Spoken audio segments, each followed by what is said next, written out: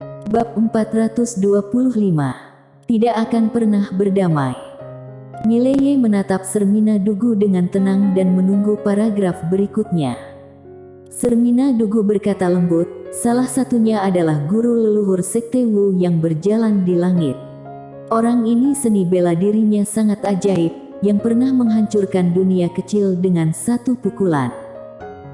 Satu pukulan menghancurkan dunia kecil.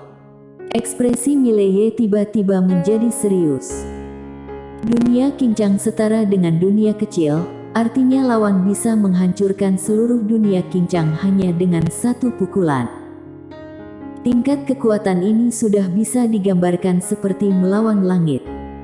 Sermina Dugu menambahkan, selain itu, ada satu orang lagi yang tidak tahu siapa namanya, hanya tahu. Begitu dia selesai berbicara, seorang pria paruh baya tiba-tiba muncul di depan mereka, berhenti. Mileye dan Sermina Dugu memandang pria paruh baya itu yang berkata, kapal bintang tidak diizinkan memasuki kota, segera simpan. Setelah berbicara, dia berbalik dan menghilang ke kejauhan. Mileye menyimpan kapal bintang itu, lalu menatap Sermina Dugu, ayo masuk. Setelah mengatakan itu, dia berjalan menuju kota Weiyang dengan Sermina Dugu dan anjing kaisar itu. Saat berjalan menuju gerbang kota, Mileye merasakan kemegahan kota Weiyang lebih jelas. Kota ini benar-benar terlalu besar, jika berdiri di tembok kota dan melihat ke bawah, orang-orangnya sekecil semut. Untuk memasuki kota, setiap orang harus membayar 100 kristal murni ungu. Memikirkan arus orang setiap hari, Mileye tidak bisa menahan menggelengkan kepalanya diam-diam. Apa itu menghasilkan uang? Ini adalah menghasilkan uang yang nyata. Setelah menyerahkan kristal murni ungu, Mileye membawa Sermina Dugu dan anjing kaisar ke kota. Jalan-jalan di kota sangat lebar, dan bangunan di kedua sisi berserakan. Meskipun ada banyak orang, tapi tidak berdesakan. Ramai. Kota Weiyang ini benar-benar makmur, lebih makmur dari kota manapun yang pernah dilihatnya. Di samping Mileye, Sermina Dugu berkata dengan lembut, kota Weiyang ini memiliki orang-orang dari seluruh dunia. Di belakang orang-orang ini, mereka mewakili berbagai kekuatan, serta beberapa kultivator lepas. Kita dalam melakukan segalanya dalam kota harus berhati-hati. Mileye mengangguk, dimengerti. Sermina Dugu hendak berbicara ketika Mileye tiba-tiba menoleh dan melihat ke kanan. Di dinding di sebelah kanan berdiri seorang wanita. Wanita itu berusia sekitar 16 atau 17 tahun, dengan rambut sepanjang pinggang dan dikepang. Dia berpakaian sangat sederhana, mengenakan kemeja biru dan rok kain, sepasang sepatu linen, dan tas kain di bahunya. Tentu saja, yang menarik perhatian Mileye adalah apa yang dilukis wanita itu di dinding.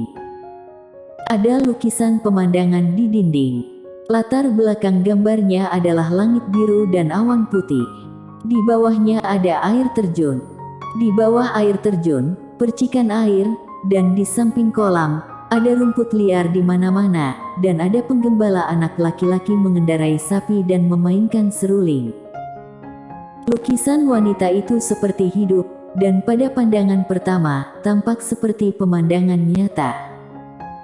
Mileye berjalan tanpa sadar, dia berjalan ke wanita itu, dan memuji, kamu menggambar dengan sangat baik. Wanita itu melirik Mileye, dan pada saat ini, Mileye melihat wajah wanita itu. Wajah kecil, alis melengkung, mata kecil, tapi sangat berair.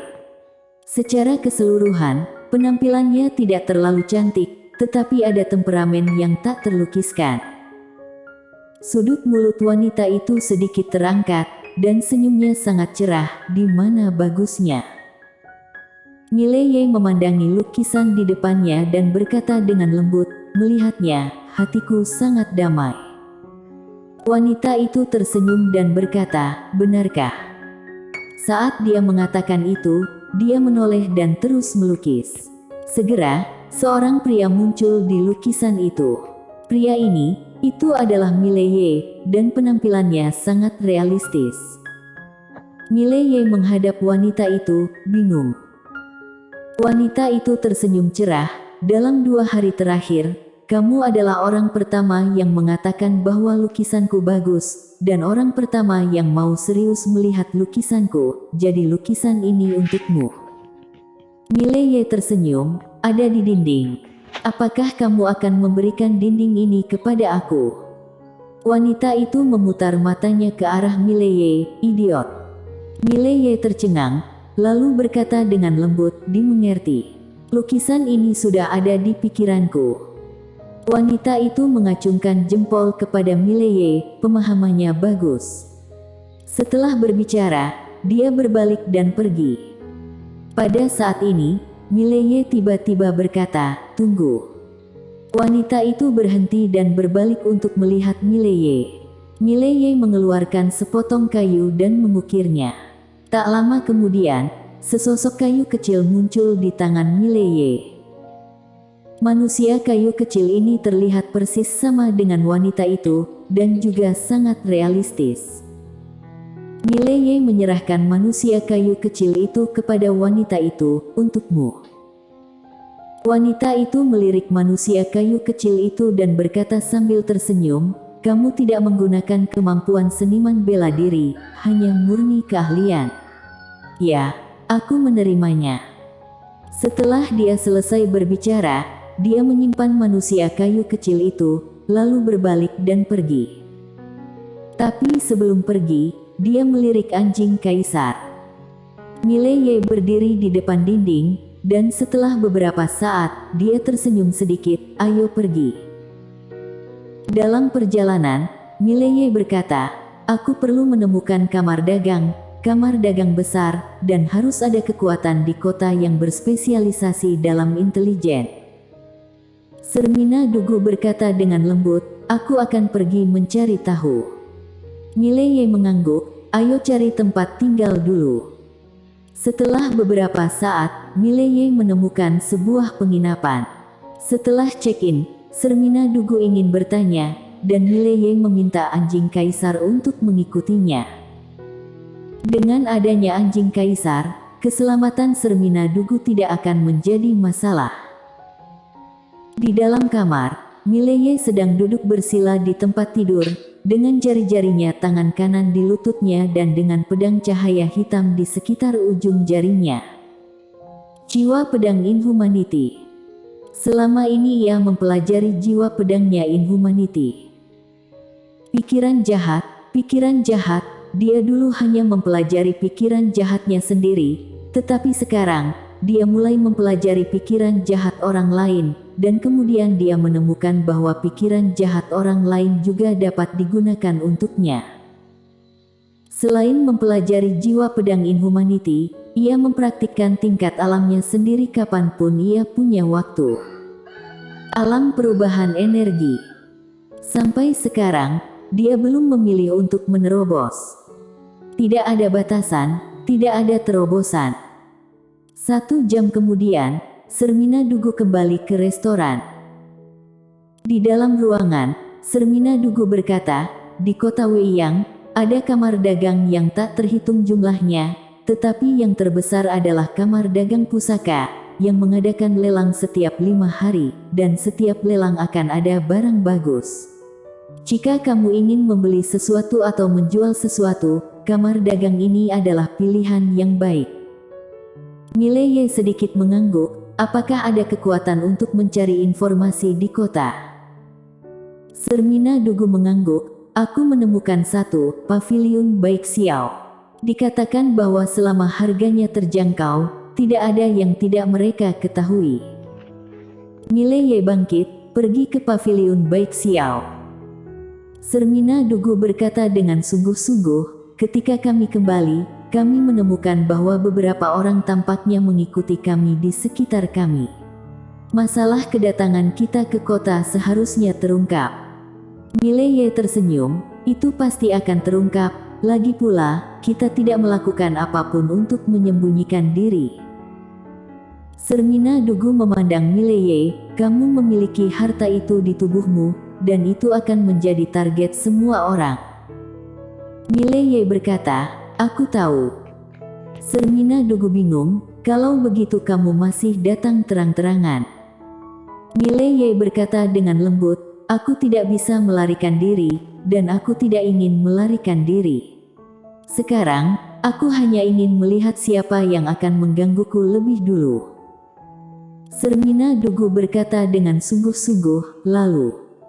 Mileye berkata sambil tersenyum, tidak ada, hanya satu kata, bunuh. Siapapun yang mengganggu kita akan dibunuh. Sermina Dugu. Setengah jam kemudian, Mileye membawa Sermina Dugu dan anjing kaisar ke paviliun Baik Xiao. Ketika dia datang ke paviliun Baik Xiao, Mileye curiga dia datang ke tempat yang salah, karena di depan mereka hanya ada satu pondok kayu, dan pondok kayu itu sangat kecil. Jika bukan karena 3 kata paviliun Baik Xiao tertulis di atasnya, dia pasti akan merasa bahwa dia telah datang ke tempat yang salah. Di samping Mileye, Sermina Dugu berbisik, semakin sederhana tampilannya, semakin luar biasa kemungkinannya. Mileye sedikit mengangguk, lalu berjalan ke depan pondok kayu. Pada saat ini, pintu terbuka, dan Mileye masuk. Ada seorang pria yang duduk di rumah. Pria itu melirik Mileye, kamu tahu aturan. Mileye menggelengkan kepalanya. Pria itu berkata, tanya apa? Mileye berkata, temukan seseorang. Pria itu berkata, apakah ada potret?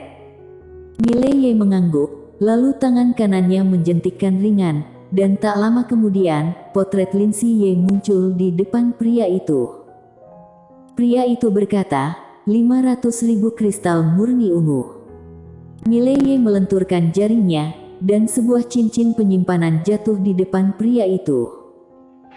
Pria itu hendak mengambil cincin penyimpanan ketika tiba-tiba terdengar suara dari samping, tunggu. Mendengar suara itu, pria itu dengan cepat berdiri, dan seorang wanita keluar di sampingnya. Wanita itu mengenakan gaun hitam panjang, rambutnya ditarik tinggi, dan sosoknya agak montok. Wanita itu tersenyum dan berkata, ternyata Tuan Muda Ye. Tuan Muda Ye. Mileye berkata sambil tersenyum, sepertinya ada banyak orang yang meminta pavilionmu untuk menanyakan tentangku.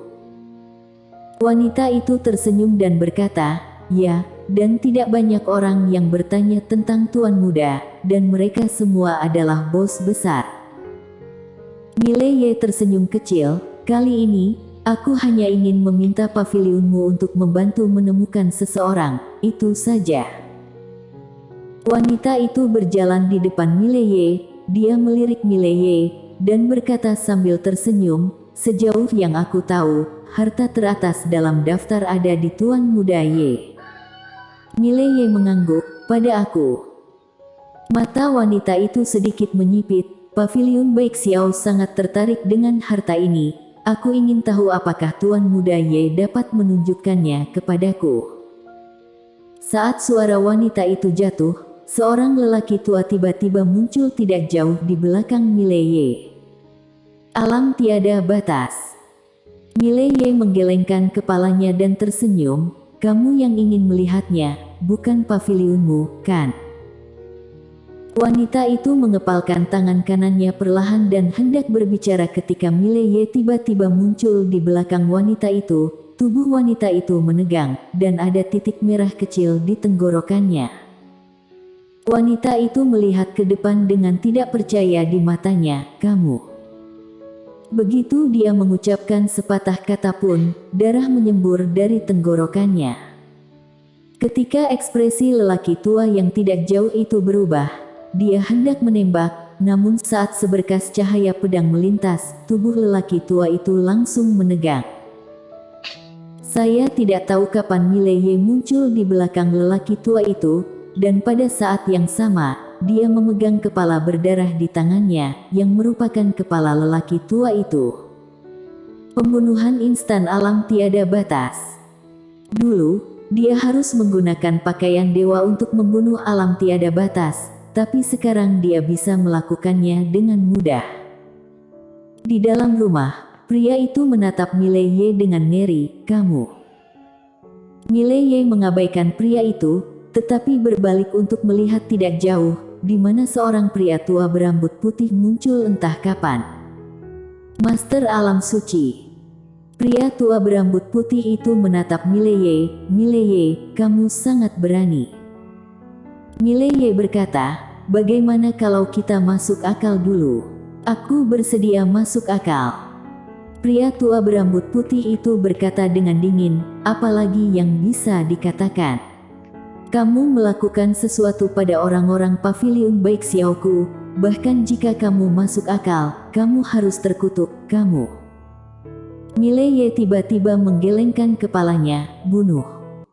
Suara Mileye terdengar, anjing kaisar yang tidak jauh dari sana pun bergegas keluar. Ekspresi lelaki tua berambut putih itu berubah drastis, dan dia dengan cepat menembak. Setengah jam kemudian, lelaki tua berambut putih itu tergeletak di tanah. Mileye menoleh untuk melihat pria di rumah. "Beritahu ketua paviliun kamu, aku tidak ingin memiliki hubungan yang buruk dengan paviliun kamu, dan jika ingin berbicara, aku bersedia duduk dan berbicara baik-baik dengan paviliunmu. Jika ingin bertarung, aku, Mileye, akan menemani kapan saja dan tidak pernah berhenti." Setelah berbicara, dia berbalik dan pergi bersama Sermina Dugu dan anjing kaisar. Bersambung.